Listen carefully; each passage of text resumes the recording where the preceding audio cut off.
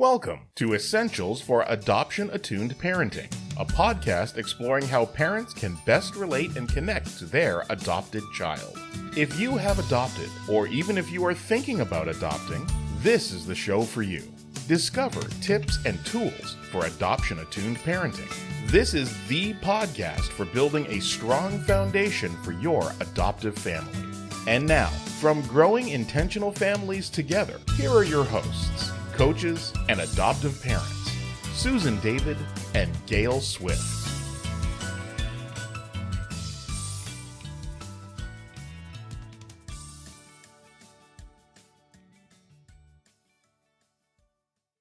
Hi, this is Susan from San Diego. Welcome to the Essentials for Adoption Attuned Parenting. I am joined by my co-host, adoption coach, author, and adoptee activist, and my colleague at Growing Intentional Families Together, Gayle Swift. Hello, Gayle. Hi, Susan. I'm really excited today about our discussion. We're going to focus on 5 essential qualities that every adoptive parent needs. And I think that's a pretty significant topic. I think you're right, Gayle. I hope that our listeners, when we have this discussion, will come away with a greater understanding and appreciation for these qualities that we have to have. Yeah, and by thinking about them consciously, we can use them more effectively. We can avoid some problems and strengthen our ties and our connections with our kids. My grandmother, Susan, was the mother of 14 children. Can you imagine? No, I can't imagine. And she was very loving and very patient. She used to admonish us that as we were thinking about growing up and becoming moms ourselves, she'd say, parenting is the toughest job that you'll ever love. And we kind of roll our eyes. But you know what? I've discovered it's true. Parenting has proved to be the hardest and the most joyful part of my life. No one parents perfectly, no one at all. So how do we parent well? And how do we parent well as adoptive parents? Because we have even more demands on us. You write in your blog, and this podcast episode is based on that. You talk about parenting well is achievable with intention, preparation, and education. So, like you said, adoptive parenting demands more of us. And in this regard, I guess it's like regular parenting on steroids. So, yeah, on steroids, yeah. All right, so we agree that it demands more of us, right? What do you think the reason for this is? Well, I think there are a lot of reasons. But, in addition to the typical challenges that all families, parents and children, experience as being part of a family, every person in an adoptive family is shouldering their own complex grief, searing, ambiguous loss, which lasts a lifetime. And whether or not we tackle those losses head on or consciously, or we try the ostrich approach and pretend they're not there, these losses do shape our thoughts, our emotions, and even our beliefs. And while some of this influence is conscious, much of it is unconscious. And all of it is significant. If we can bring some of those influences to conscious awareness, we can handle them better. So in our call today, since this podcast is about the essentials of adoptive parenting, we're going to specifically focus on 5 characteristics that every adoptive parent needs. I believe that they are as follows: flexibility, self-awareness, curiosity, patience, and empathy. I tried to make that into what is that called when you have I lost it. Oh, an acronym? An acronym, thank you. FSCPE. I'll do that later. Capes, whatever. Focus, no. Flexibility, self-awareness, curiosity, patience, and empathy. Tell me about flexibility. Well, you might think it's an odd choice to begin with, but actually, I think flexibility is the most important. It's absolutely critical. You consider that every aspect of an adoptive family life is shaped in some way by the influence of adoption. For instance, in addition to the people who are typically present in the relationships experienced by biological families. Adoptive families also have to sustain additional relationships, perhaps with the birth mother, the birth father, birth grandparents, aunts and uncles.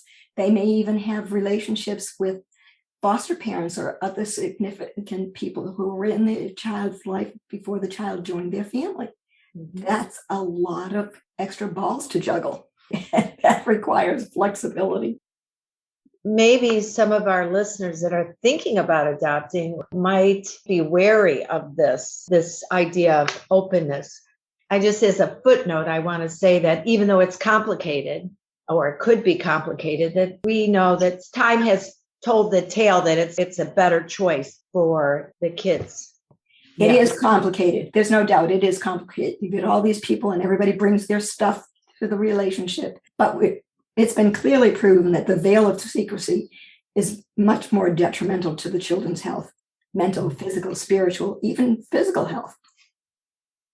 I see why we need flexibility in order to manage this. Yeah. What else? Well, you've not only got all these additional personalities, right? There's more complexity. There are more influences. All the factors, everybody's life is experiencing demand on their time, energy, focus, priorities. So we have to honor any commitments we've made to extended biological family. So there will be more potholes that we'd like to avoid. There might be compromises we will have to forge. So in such a complex relationships, no one's going to get everything they want. We're all going to have to give a little, and that's not easy. There may be times when we have a misstep and need to repair relationships. So we have to learn how to offer, consider, and accept apologies, really genuine apologies. We've had a blog about that in the past, so that's a really complicated issue we can talk about another time. So, I mean, gosh, of course we need to be flexible. Yeah, I can see it. I encourage our listeners to not focus on the potholes.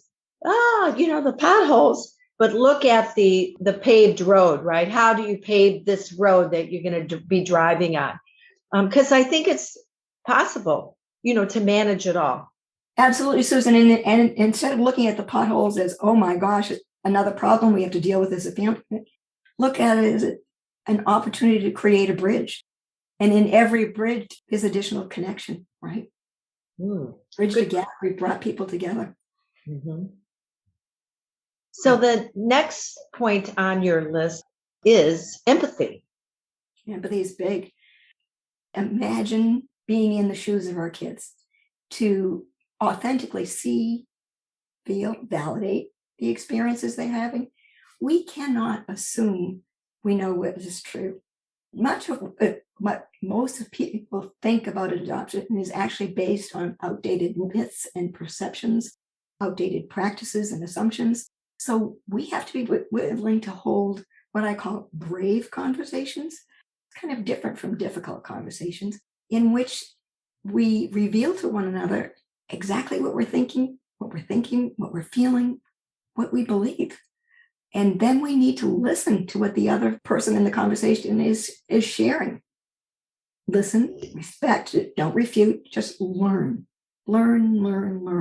Even if we don't agree with what we're saying, we can respect it and try to discern how the fact that they're having this experience in their eyes affects our relationship. That's an ongoing process that you develop through a child's life, well into their adulthood, even beyond raising them. I can see that our empathy and validation would underscore that we love them enough to hear what they think about all of this. When I say this, you call it the hard realities of adoption, right? And it's going to be different as they mature. For sure. We've been talking about listening a lot in the last few podcasts. I can remember, I shared this with you before, Susan, my husband was a very calm, easygoing problem solver. And I tended to be a little bit more Chicken Little. The sky is falling. So we kind of offset one another well.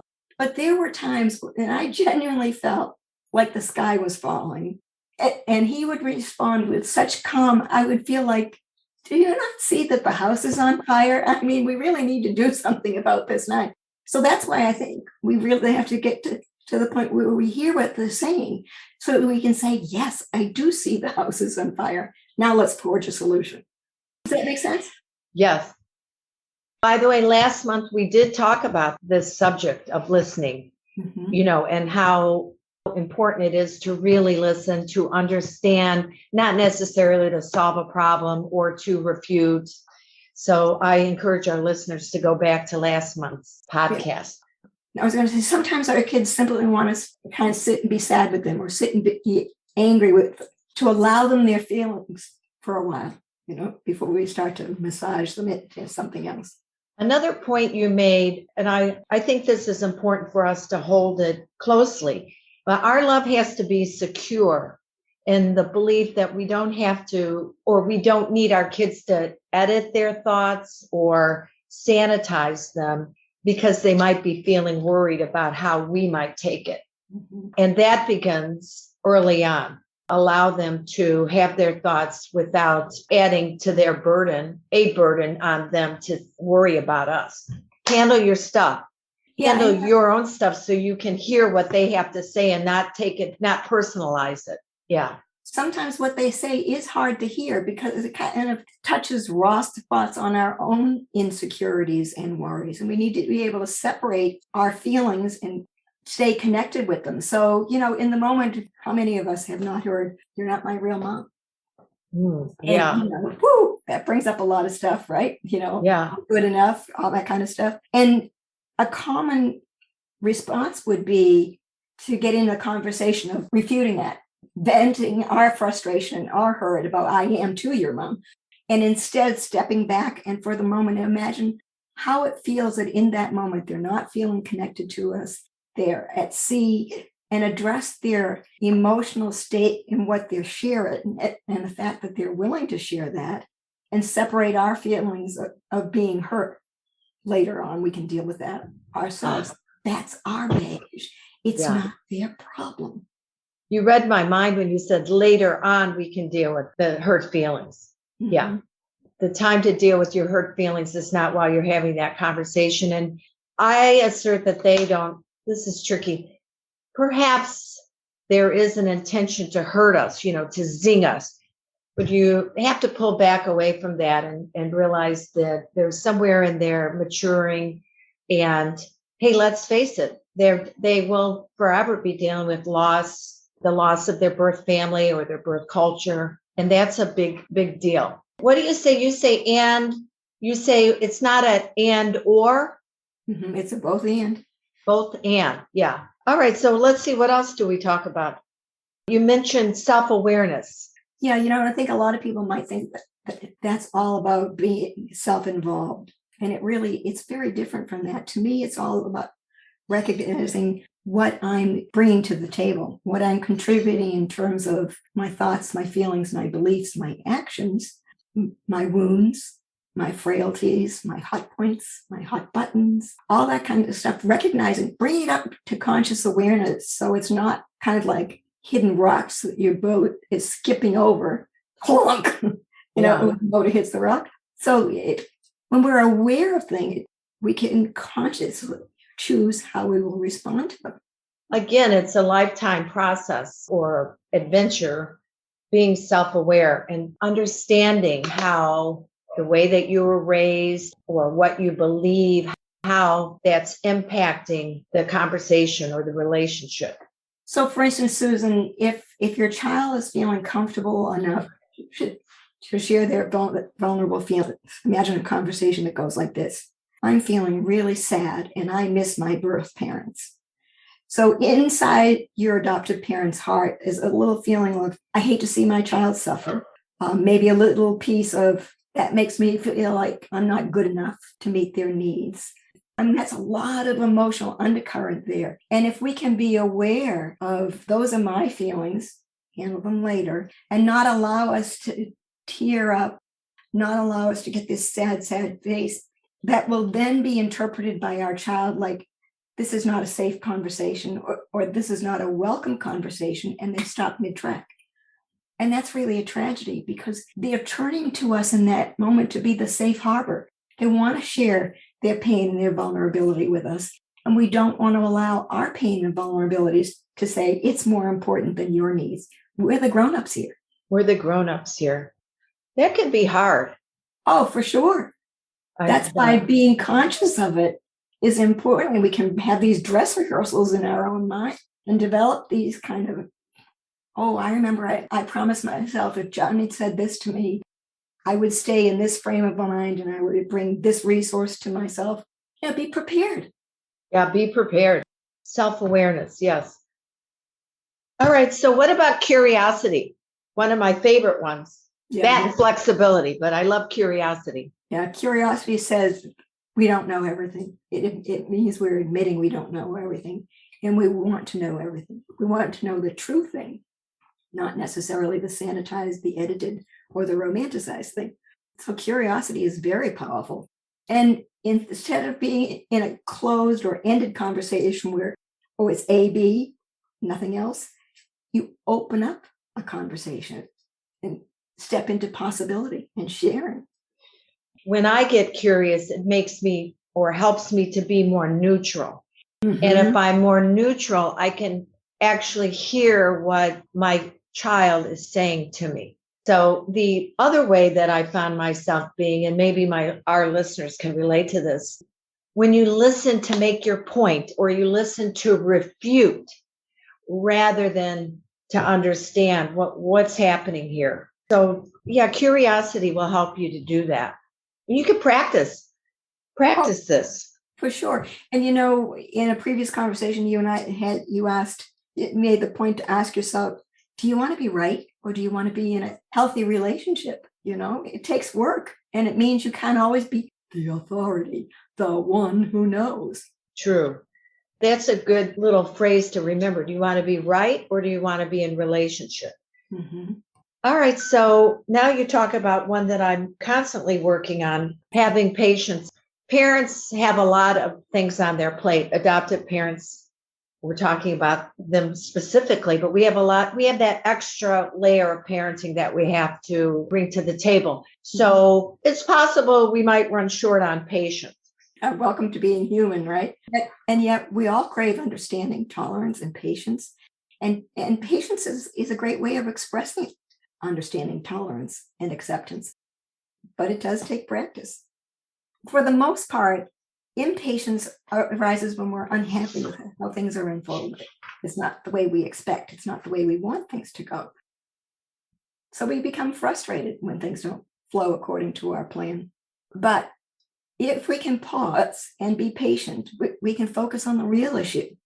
Why is this child or spouse being confrontational and being resistant? If we can get at what's motivating their behavior, it's a much healthier and more connecting approach.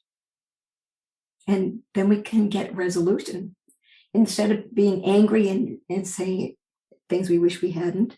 And our kids or our partner having feelings about what we said that we hadn't thrown their way. We can help reduce the number of times that happens. But patience takes practice. It's not easy. Practice. It's a skill that I think gets weak very quickly because our natural instincts tend to be self-protection.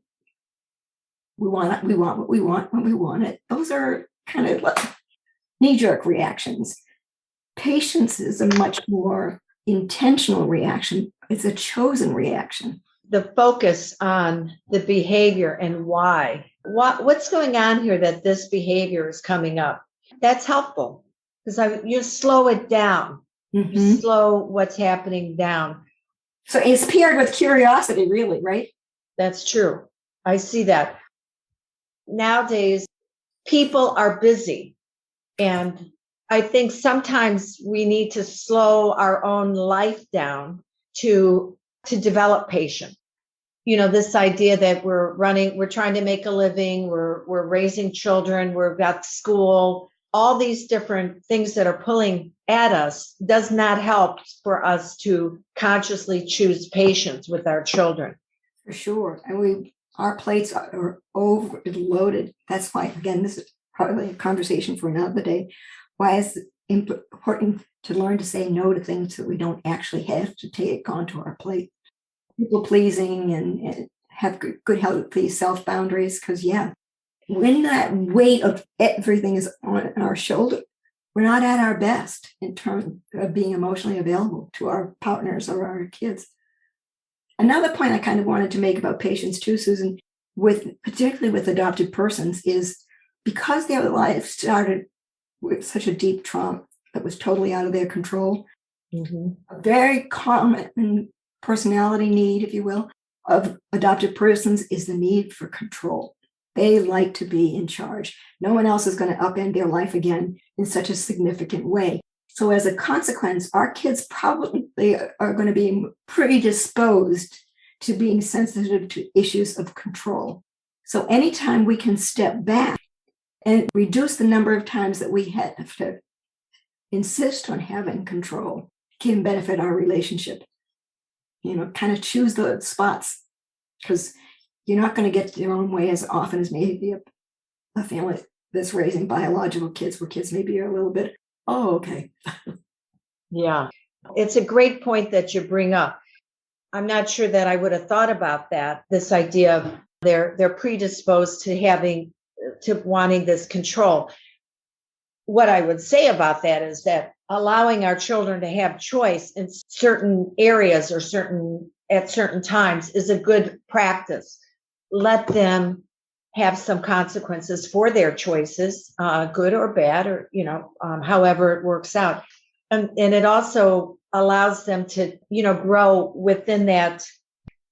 We know that they have this control issue or control focus. So it's almost like nodding your head to that. I get you, that you want to be in control here. So that's okay. I had one of my children was especially strong-willed, and I share with their permission. And I can remember raising this one as a little one. I used to say to my husband, "I'm going to be a great adult. I'm going to stand up to people. I'm not going to walk with the crowd." But boy, it was challenging as a parent, because I was raised very authoritatively.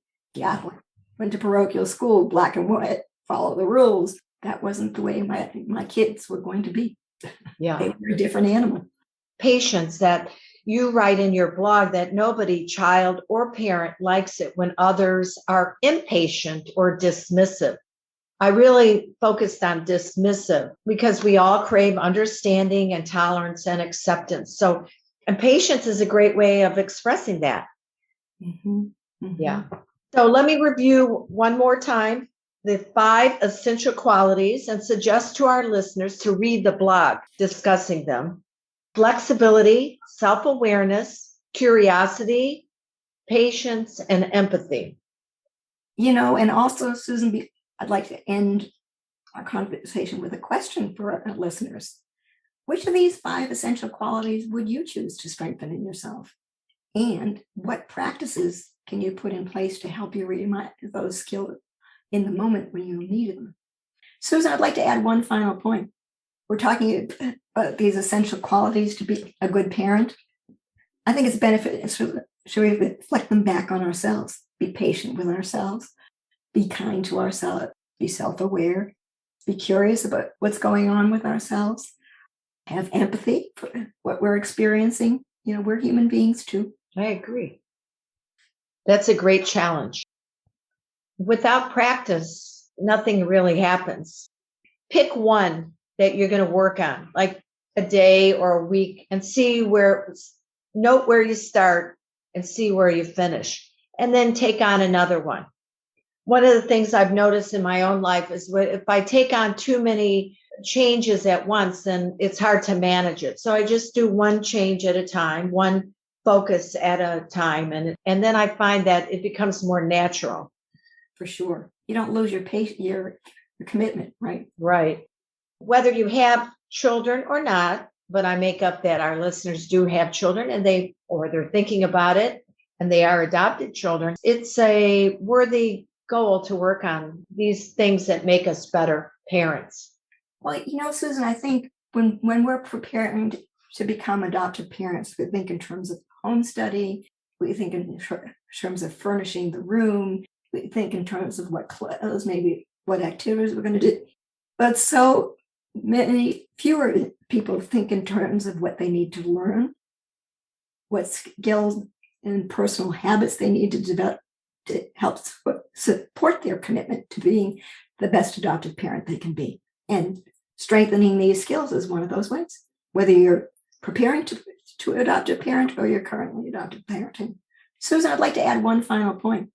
We're talking about these essential qualities to be a good parent. I think it's beneficial to reflect them back on ourselves, be patient with ourselves, be kind to ourselves, be self-aware, be curious about what's going on with ourselves, have empathy for what we're experiencing. We're human beings too. I agree.